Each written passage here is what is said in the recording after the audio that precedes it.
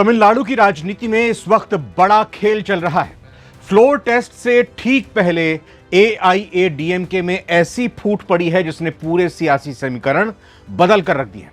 बुधवार 13 मई को चेन्नई की विधानसभा में मुख्यमंत्री थलपति विजय को अपना बहुमत साबित करना है, यानी फ्लोर टेस्ट।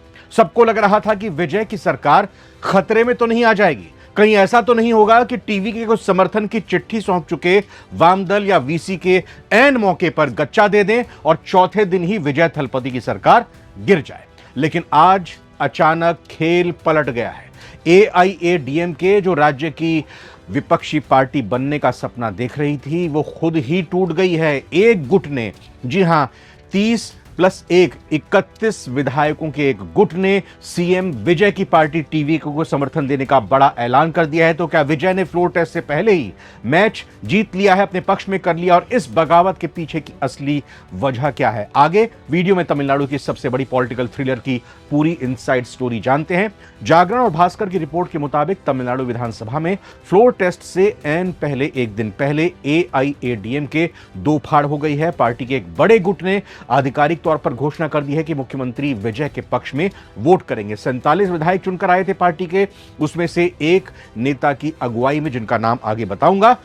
कुल मिलाकर 31 विधायक आ गए हैं अब टीवी के पक्ष में। सियासी गलियारों में खबर आग की तरह फैली है, क्योंकि पलानी स्वामी, जिनको ईपीएस कहा जाता है तमिलनाडु की राजनीति में, ईपीएस नाम से प्रमुख हैं, वो एआईएडीएम के सर्वेसर्वा हैं, पूर्व मुख्यमंत्री, पिछली विधानसभा में नेता प्रतिपक्ष।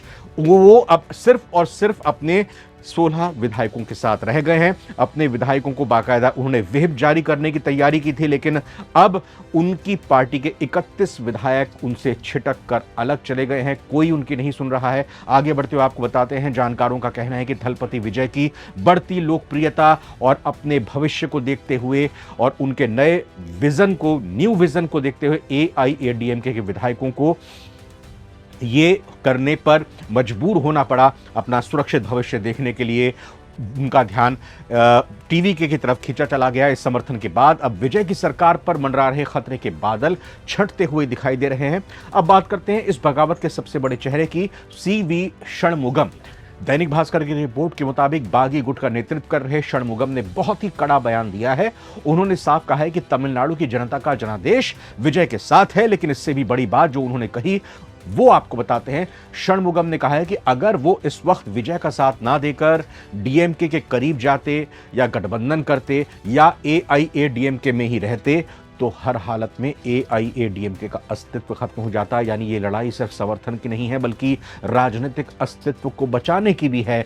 एआईएडीएमके का ये बड़ा हिस्सा 31 विधायकों के साथ मान चुका है कि तमिलनाडु का भविष्य अब थलपति विजय के हाथों में है। इस पूरे घटनाक्रम ने डीएमके कैंप में सन्नाटा पसरा दिया है, हड़कंप मच गया है। एमके स्टालिन की रणनीति थी कि विपक्षी एकता के जरिए विजय की सरकार को फ्लोर टेस्ट में गिरा दिया जाए, लेकिन एआईएडीएमके में हुई इस फूट ने स्टालिन के सारे प्लान पर पानी फेर दिया है। अब गणित यही है कि विजय को बहुमत के लिए जितने आंकड़े चाहिए थे, वो इन एआईएडीएमके के बागी विधायकों के जरिए, 31 विधायकों के जरिए आसानी से मिल जाएगा। यानी कि ना अब उनको वाम दलों की जरूरत पड़ेगी, ना उनको कांग्रेस की जरूरत पड़ेगी, ना वीसी की जरूरत पड़ेगी, ना ही आईयूएमएल की जरूरत पड़ेगी।